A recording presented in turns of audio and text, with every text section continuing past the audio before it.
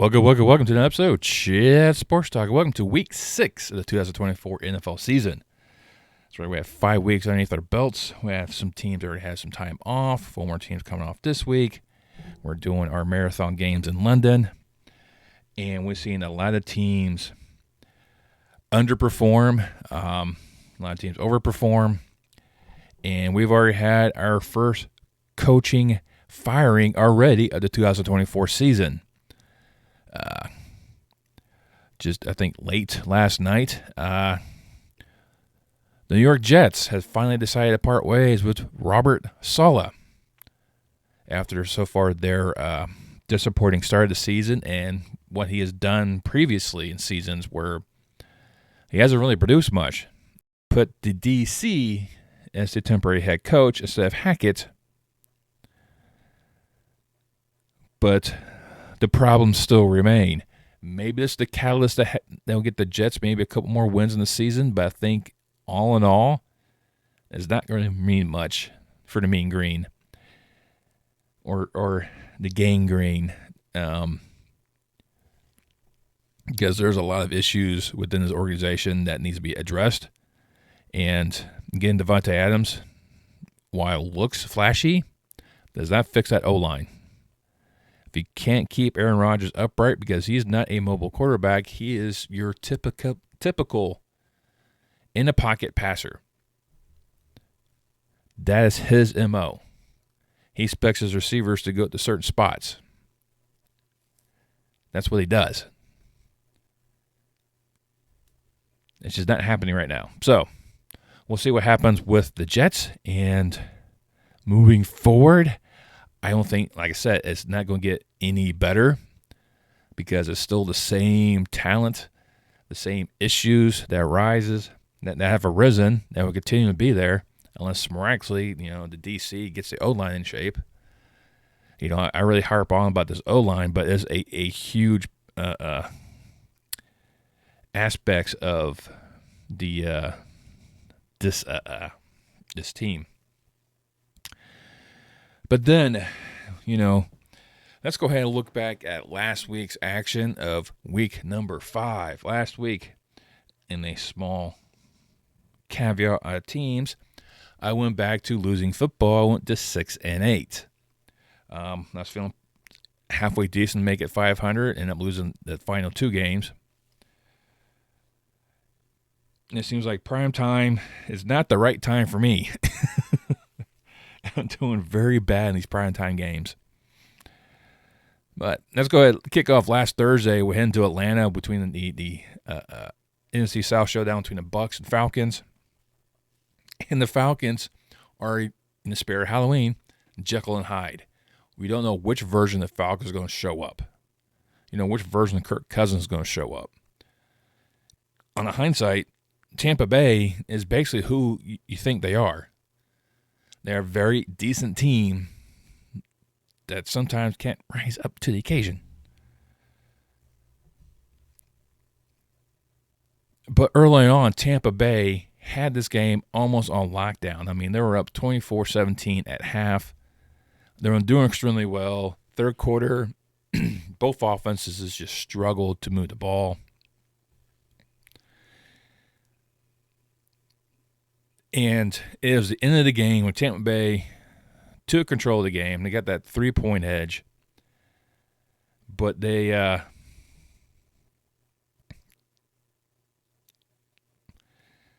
play selection at the end where they should really run the ball to run out the clock, or at least doing short passes to let the receivers run, wasn't there. The running game almost went away as Atlanta's front just swarmed.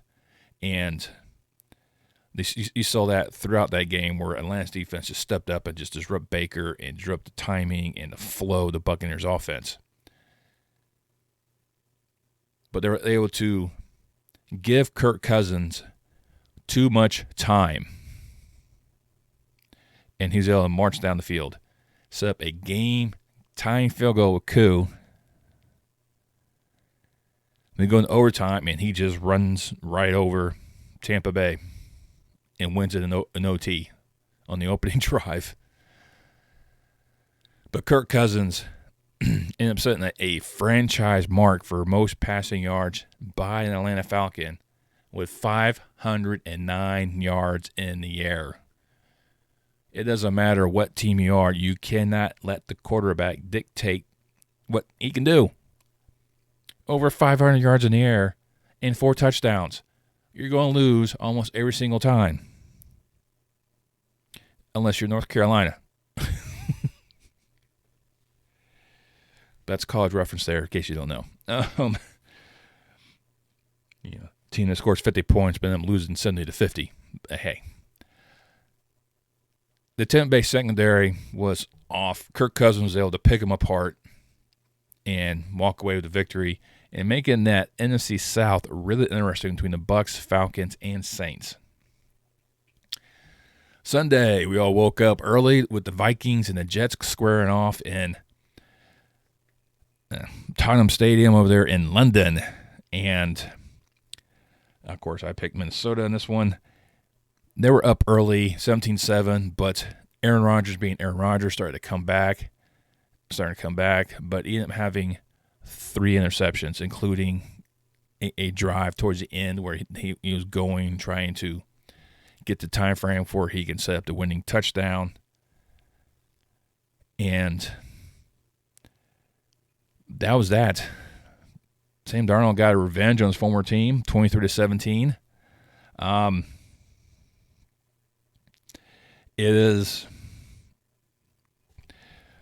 strange to see Minnesota 5-0. I think no one saw it coming. I thought Minnesota was going to just completely fall off the rails because Kirk Cousins left and J.J. McCarthy's taken over. And then when he got injured, Sam Darnold stepped in, and we all thought Sam Darnold was a washout. If Sam Darnold doesn't win comeback player of the year, because everyone thought his career was over, but right now he is thriving in Minnesota. And hats off to him. Hands off to the Vikings right now being undefeated, and no one expects you to be there.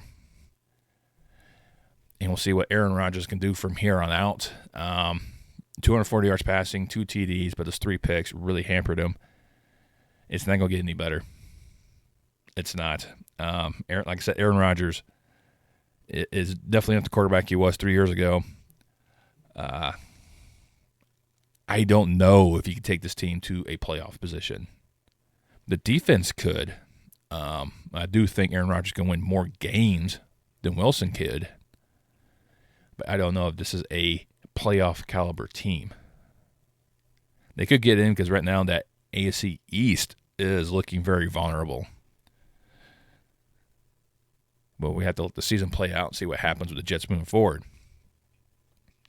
Back to our regular schedule of programs. On Sunday, the Bears play host to the Panthers. This is Caleb Williams' come-out party. Over 300 yards, 2 touchdowns. Him, DJ Moore are definitely getting that connection together because DJ Moore got 2 more touchdowns this game, over 100 yards receiving. Then we head over to the jungles of Cincinnati in a key AFC North game between the Ravens and Bengals. Once again, I picked Baltimore to win this game. And it was a contest between these two. Both teams were able to do what it had to do. Burrow almost 400 yards in the air with 5 touchdowns. 5 touchdowns. Derrick Henry shy of 100 yards with 1 touchdown. I mean, that fourth quarter defenses, need not apply as both teams just ran amok and racked up the points, scoring 31 points between them. So send this game into overtime, 38-all. In OT, Cincinnati had the opportunity to win this game. A bobbled hold, a bad snap, and the holder couldn't get the ball up just in time. McPherson missed it. Derrick Henry then ran one of his biggest gains of the game, set up Tucker to win the game in overtime. This is what you kind of expected from these two. Cincinnati right now are better than their 1-4, but there's some issues right now with the Bengals. They probably need to work on the defense a little bit. Maybe help out with maybe get someone else in the backfield to run the ball a little bit more steadily. But there's definitely some issues with the Bengals. I don't know if they can fix it. Everyone probably pencil them into the playoffs. They might not make it. We'll see as the season progresses. We got the Foxborough, where I thought the Patriots would beat the Dolphins. Dolphins has not looked the same with Tua out.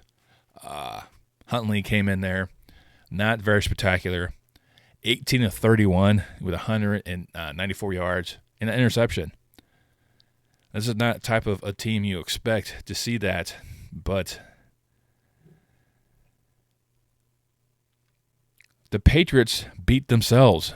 They couldn't overcome the mistakes the Dolphins had to put up points. The team missed opportunities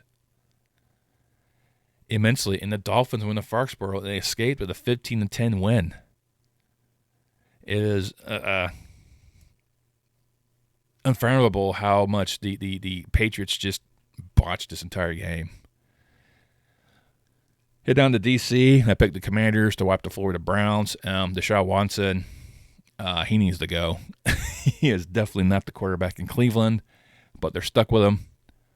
Jane Daniels looks spectacular once again. 238 yards in the air with a touchdown, 82 yards rushing. He was in complete control of this game.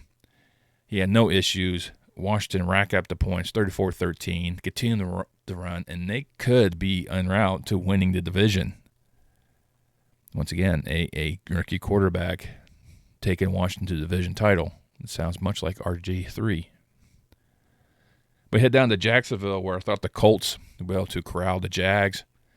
Trevor Lawrence decided to show up. 371 yards in the air, 2 touchdowns. Bigsby had over 100 yards on the ground, 2 touchdowns. This is the Jaguars team that we all thought this team could be.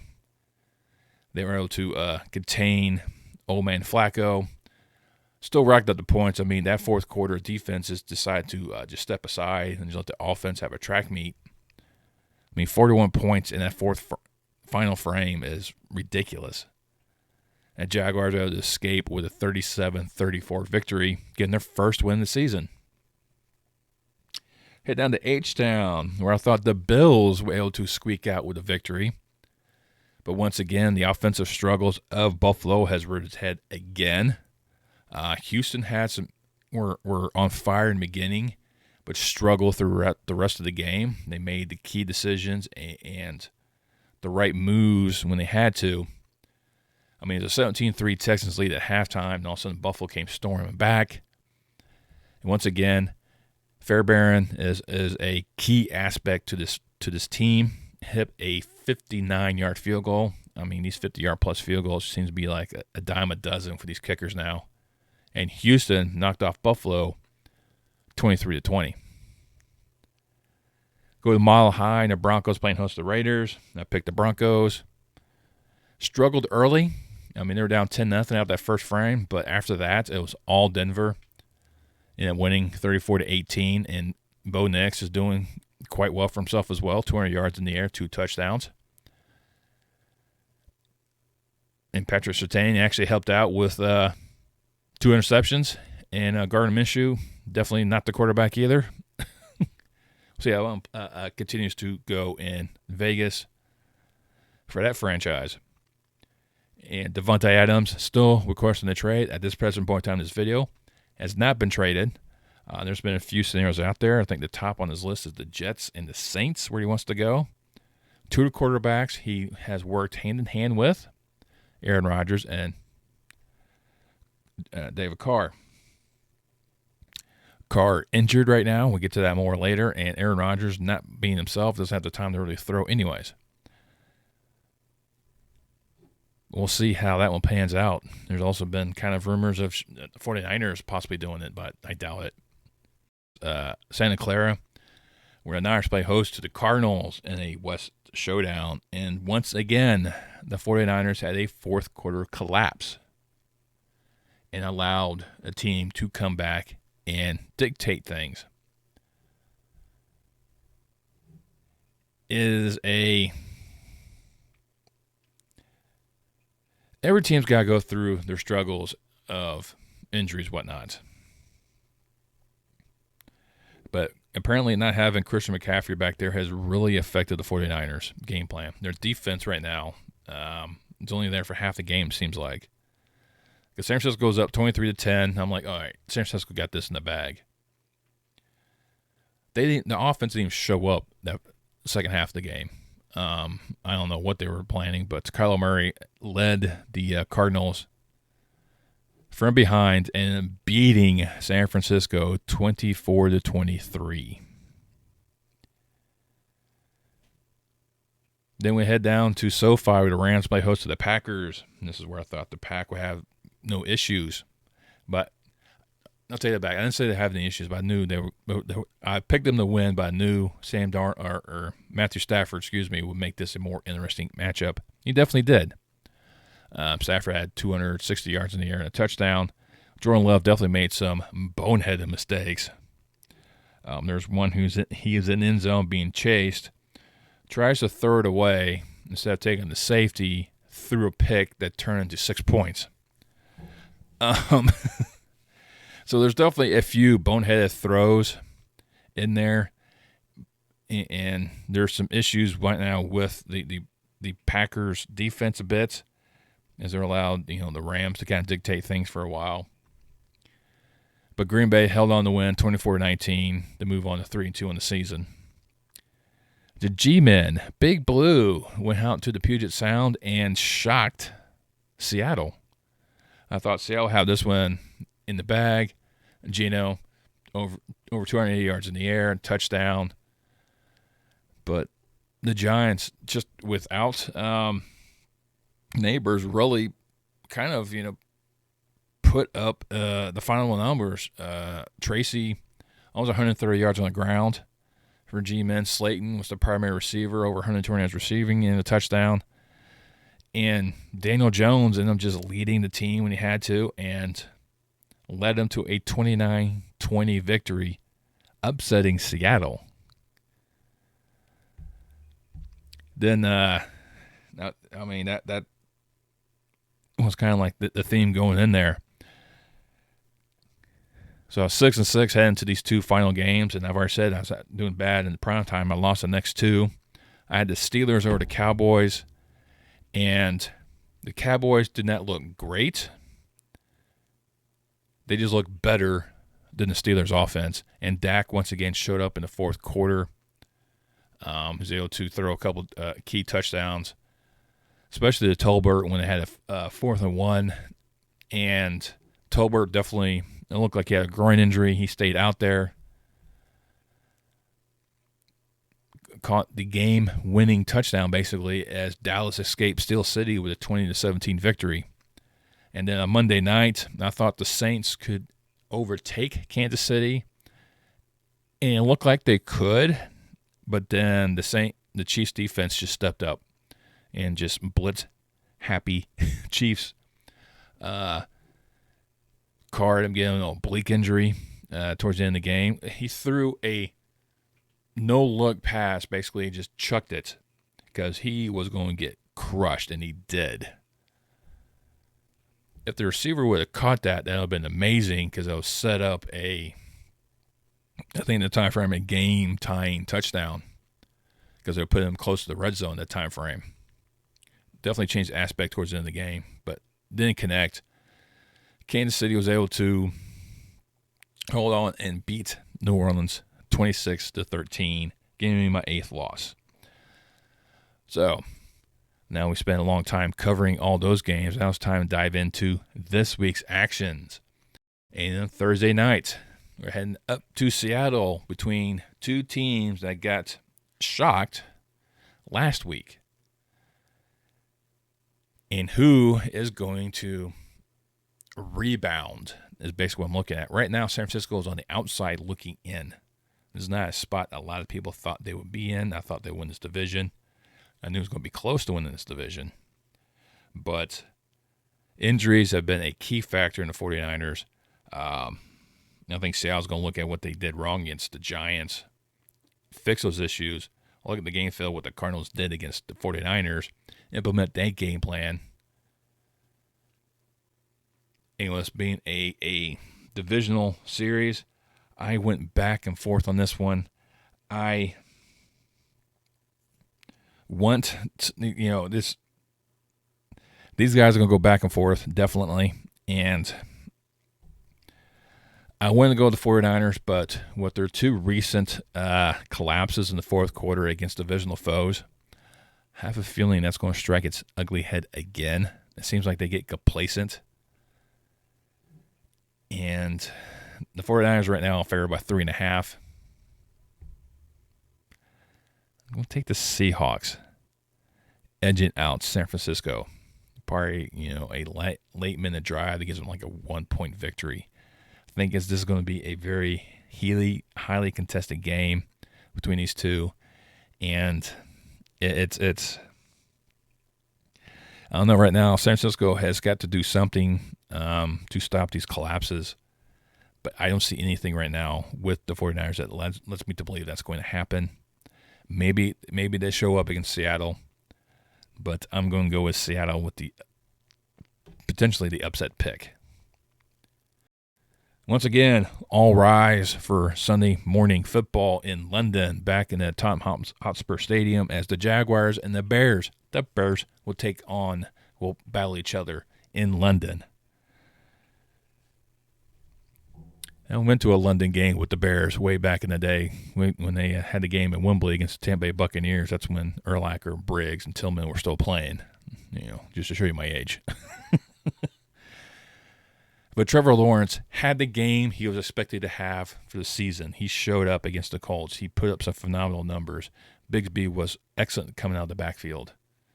This was the Jaguars' offense everyone thought we were going to see, especially with Thomas Jr. being the prime target, almost 400 yards receiving.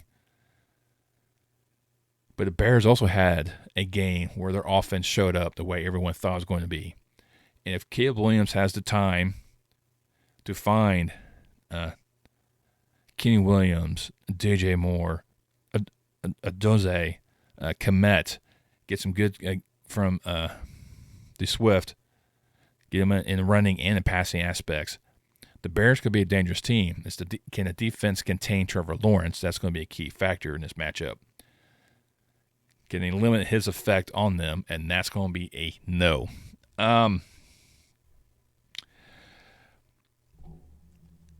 I am torn with this one as well because both these teams showed up last week. Somebody's going to have a letdown.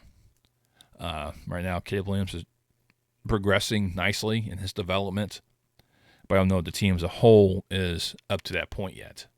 Now, there's questions on offensive line, definitely. There's also questions on the Jaguars' defense because they keep offering up these huge numbers, and can the offense, be the Jaguars' defense outscoring teams? Right now, Chicago's favored by 2.5 in this matchup. I agree with that sentiment. I'm going with the Bears as well. Once again, 2 games in a row I am unsure of. We head up to the frozen tundra of Green Bay and Lambeau Field as the Packers play host to the Cardinals. Green Bay's favored by 5. If Love continues to make some key mistakes he's done against Minnesota and the Rams, Arizona will capitalize on it. Arizona is not going to be an easy win, even though Green Bay's favored by 5. Kyler Murray will definitely find ways to get the ball out. He almost has 1,000 yards in the air. And he's a very elusive quarterback as well. So that's going to be another factor Green Bay has to take into account. I do think Green Bay is still going to win this game, but I do think it's going to be a lot closer than 5. So I'll probably take Arizona for the points, but taking Green Bay for the W. Indianapolis head down to Tennessee. Tennessee coming off their bye week, all full rested. The Colts right now, they had that letdown against Jacksonville. Do I think Tennessee had the ability to knock off Indianapolis? No, I don't. There's nothing Tennessee right now is really telling me they could. I'm sure they will get another win or two sometime during the season. I just don't see it here. I do think they'll try to defend their home, and right now the Colts are favored by 1. I kind of like that one. I think it's going to be another close game, but I think, Flacco is going to be key. I mean, look how many points he put up against Jacksonville. He's going to do the same thing against Tennessee Colts. Houston will head up to New England, and the way New England just kind of collapsed last week against Miami with a bad quarterback. Imagine what a good quarterback's going to do to them. Houston's favored by 7. I have no question C.J. Stroud would sure they do that. Stephon Diggs is quite familiar with New England from his times at Buffalo. Not having Collins will affect Houston. But you see, they was able to find other players to kind of replace Collins anyway. So,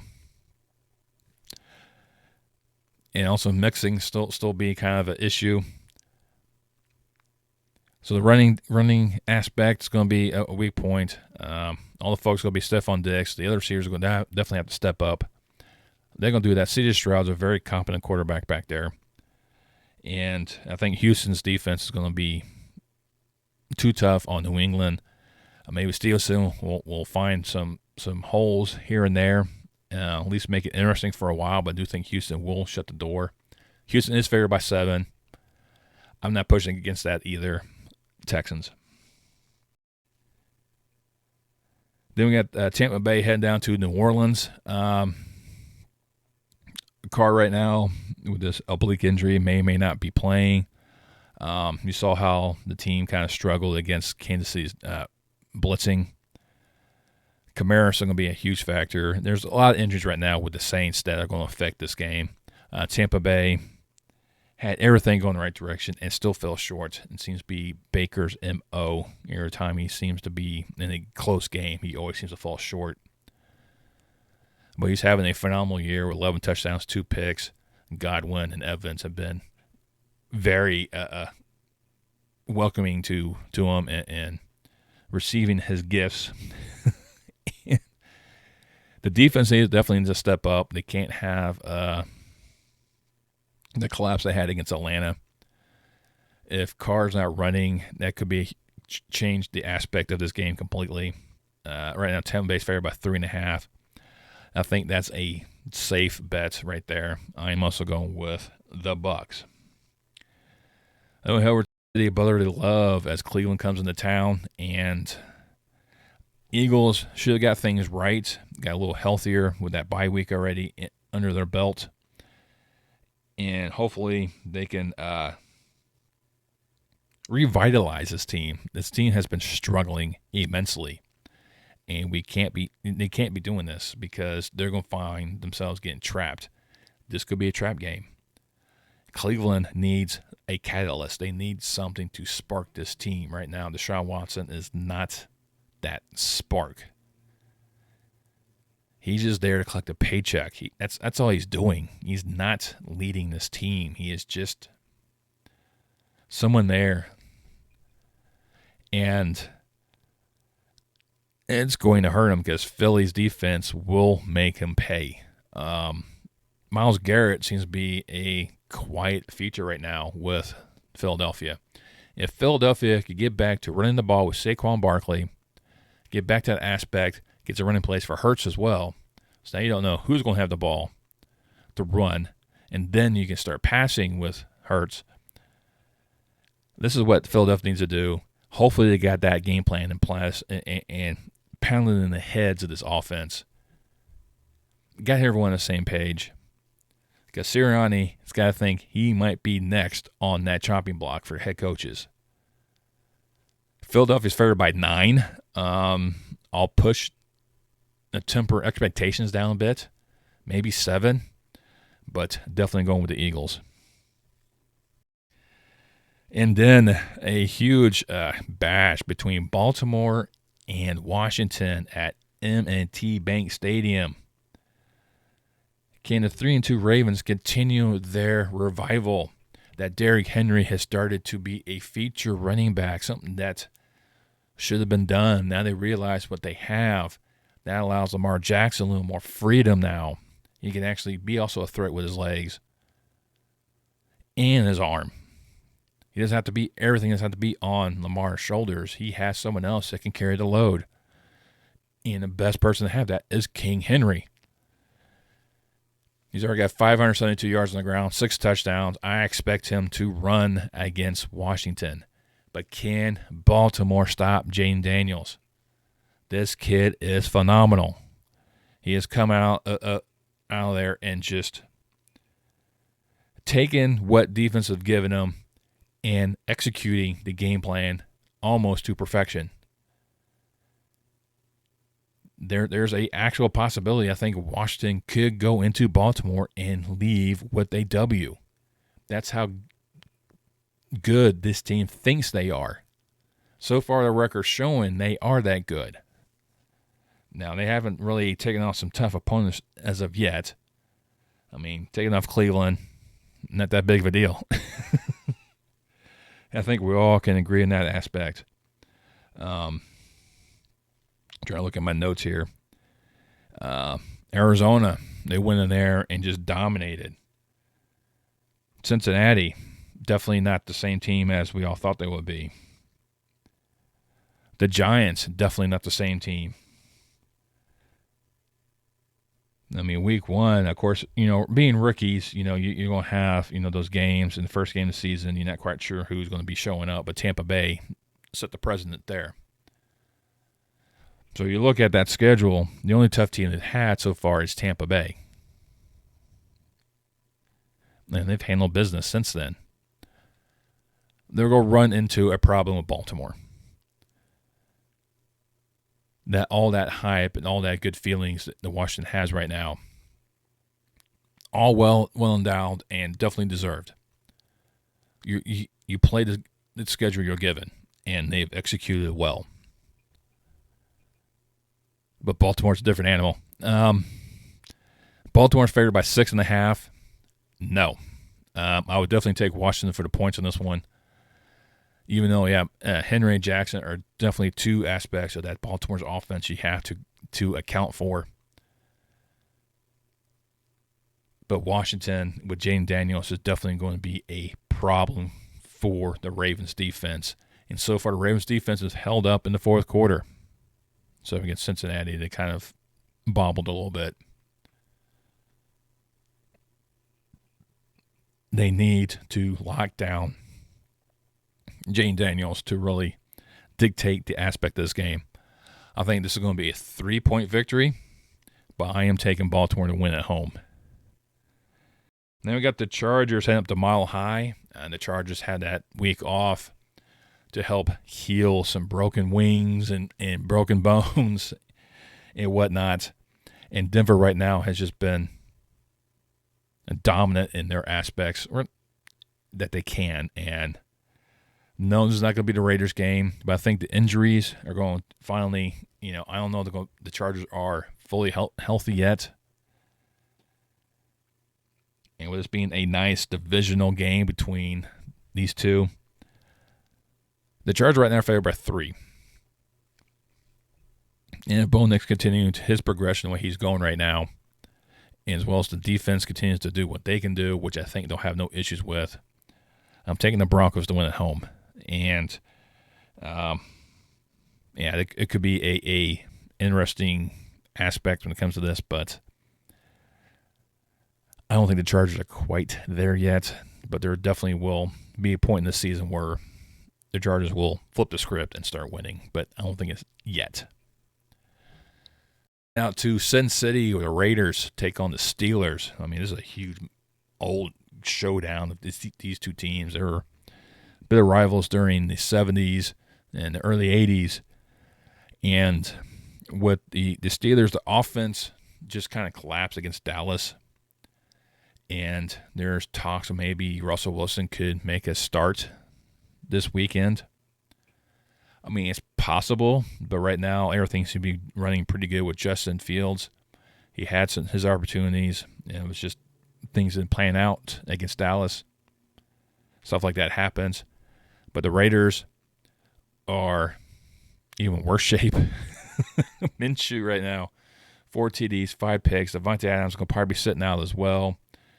I don't think he wants to be there anymore. The Raiders have lost all sense of identity with themselves. There's just a hodgepodge of players right now. Now, there's got a couple of wins under the belt, so I'll give them credit for that. But beyond that, it's just, I don't know. I think T.J. Watt and the Steelers defense are going to try and look to establish himself once again. They let themselves get beat by Dallas. They're going to go after Minshew and the rest of the Raiders. Right now, Pittsburgh's favored by 3. I like those odds as well. I'm also taking the Steelers. Huge matchup in Arlington between the Cowboys and the Lions. This was going to be a interesting game. Right now, Dallas does not look spectacular. They have won games. Their defense showed up when they were missing key aspects. So credit where credit is due. Dallas offense didn't look that good until that fourth quarter. Once again, credit where credit is due. Detroit's a different animal. Detroit can run. Something that Dallas actually stopped last week, and they actually ran themselves. But can Dallas catch lightning in a bottle twice and do the same game as they did against Pittsburgh against Detroit? This is going to be more like a game like they did against Baltimore, in my opinion. I think Detroit's going to come in there, establish themselves, and try to inflict their will on Dallas. And they probably will for the majority of the game. There will be aspects where Dallas will probably lead early, and Detroit will look out of rhythm, out of sync. They're just coming off a bye. Could happen.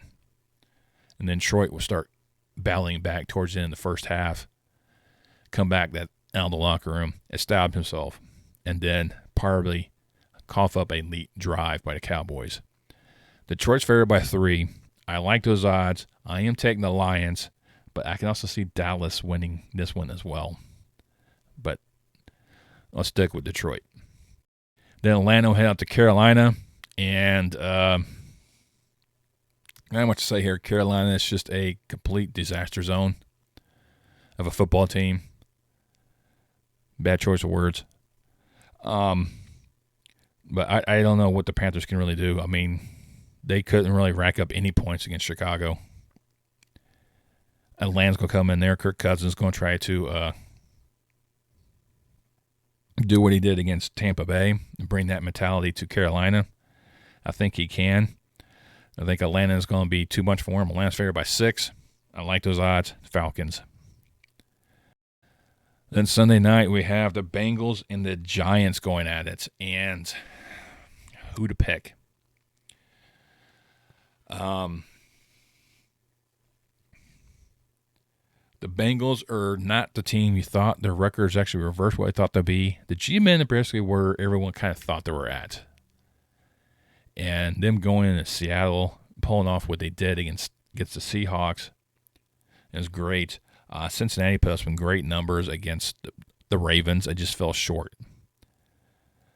And I think that aspect there is what the Bengals are going to have to hang the hat on. Don't look at the final score. Just look what they were able to do offensively. They were able to move the ball.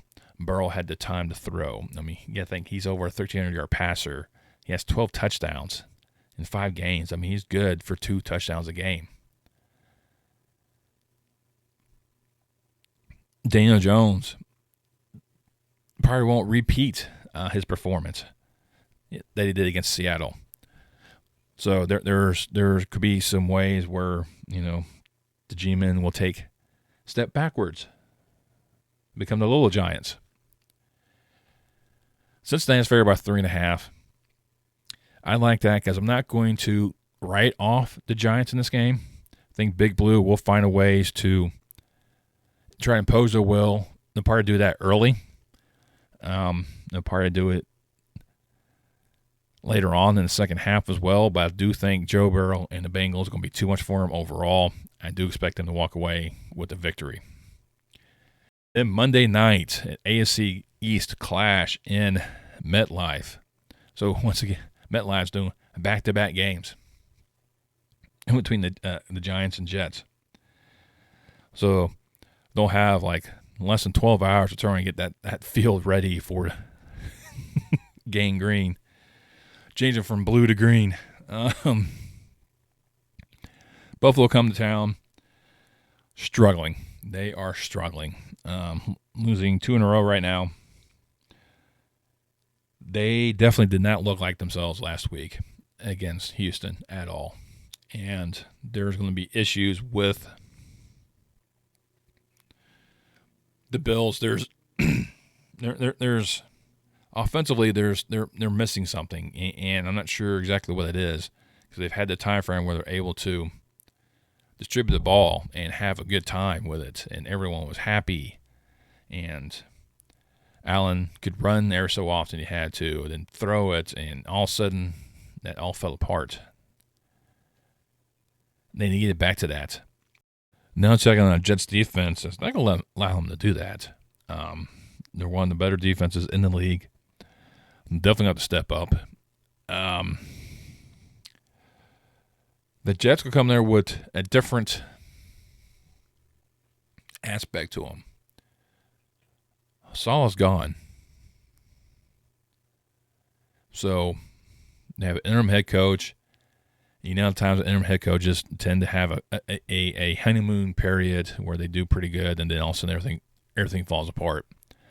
Jets offensively could make some noise. The Bills' defense definitely is susceptible to big plays. You just look what Baltimore and Houston both did against them. Not so much Jacksonville. Even you look at the beginning of the season, they had a scare against Arizona. So their defense is not without their questions. And the Jets always play the Bills tough. Always. And it's just one of the things that Gang Green always seems to do. Right now, Buffalo's favored by 2.5. Despite the turmoil right now with the coaching staff and how the Jets looked last week in London, I'm going to take the Jets to knock off the Bills and have the Bills lose their 3rd straight victory. I think it's going to be close. I think it's going to be Aaron Rodgers leading a last-minute drive in the final seconds to set up a game-winning field goal or touchdown. Probably go more field goal. You know, last time they did that, it didn't pan out so well. But I have a feeling that, there's going to be enough excitement right now in the Jets to get them that W, give them that euphoria. Maybe they could take on to the next week. But, it's one these games that I can see both sides of this equation winning. But I'm going with the aspect that the Jets always tend to do well against the Bills, always find ways to beat the Bills when they should be beating the Bills. These are going to be one of these cases just because of the Jets' defense. Going to shut down the Bills. I think still old aircraft coming out there on the runway. But I think those old aircraft are going to take off and do enough to take care of the Bills. I'm taking the Jets to win at home. Those are the games. I definitely went on a stretch on a couple of these. There's quite a few of these games I could see, getting flipped around on me. But this is NFL. Any given Sunday, anyone can show up. You can have one bad play, and that just changes the whole aspects of the game. Somebody get injured before the weekend happens, and it just totally flips the script. We'll just kind of see how things play out this weekend. There's a lot of good games. That game in London, I'm really looking forward to. Of course, one of the few times I get to watch the Bears play. But let me know down below what you think. What you think I got wrong? What you think I got right? How's your team doing thus far? Are you optimistic about your season thus far? I certainly am. But I also know it's a long, long season, and we still have many, many, many more games to go. Let me know in the comments below what you think. Let's mix it up. Let's be kind, cordial, and the more action we have, the higher this gets boosted within the algorithm, the almighty YouTube algorithm that we have to pay homage to. If you like what I'm doing, you like my talking points, my long ramblings, my side missions, go ahead and hit that thumbs up. Helps out the video a lot. Another thing you can do is subscribe. I love you guys. If you view my work, I love you all for doing that. Not many subscribe. That's a cost you a dime. You hit that subscribe button, click that bell icon, turn notifications next time I post any more content on my channel. And I'll see you next time on Chat Sports Talk.